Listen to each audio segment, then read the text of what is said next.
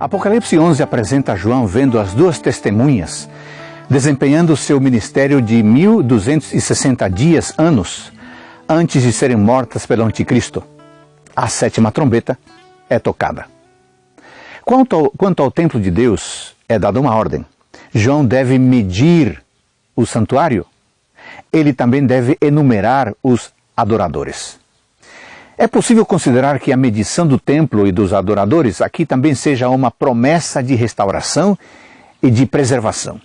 Por outro lado, a medição dos adoradores sugere uma obra de juízo. Além disso, observe que entre o sexto e o sétimo selos encontra-se, entre parênteses, a garantia de que, a despeito dos terrores que cercam a segunda vinda de Cristo, Deus tem um povo que prevalecerá.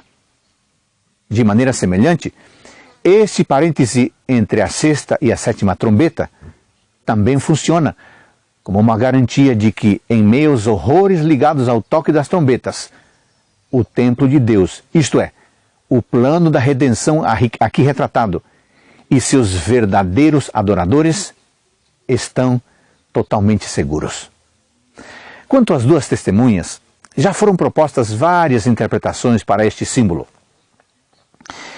Uma vez que a concessão mais completa do Espírito Santo aos seres humanos está descrita nas Escrituras, tanto do Antigo Testamento quanto do Novo Testamento, eles podem ser considerados as duas testemunhas.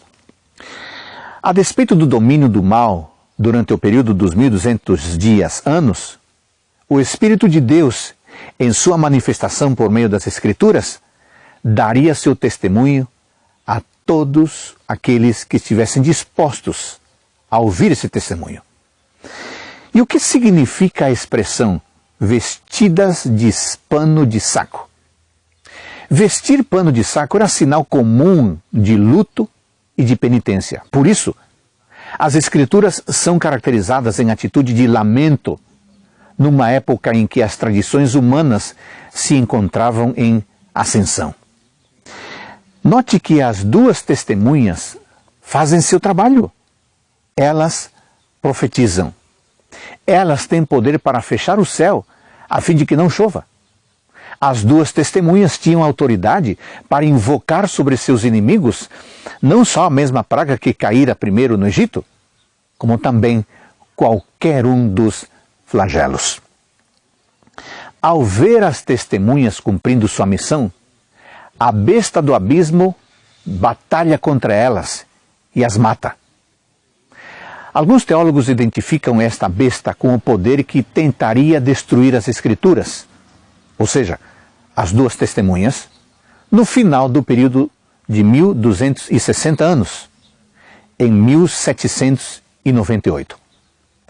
Como o ateísmo era muito popular na França nessa época, e o espírito antirreligioso militava naturalmente contra a crença e o uso das Escrituras, a Primeira República Francesa tem sido identificada como a besta desta passagem.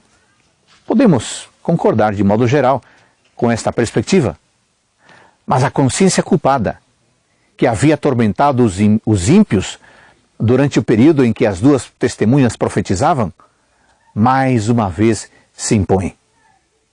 Aqueles que haviam se alegrado com a morte das testemunhas ficam então perplexos ao contemplar o milagre de ressurreição que é narrado no versículo 11.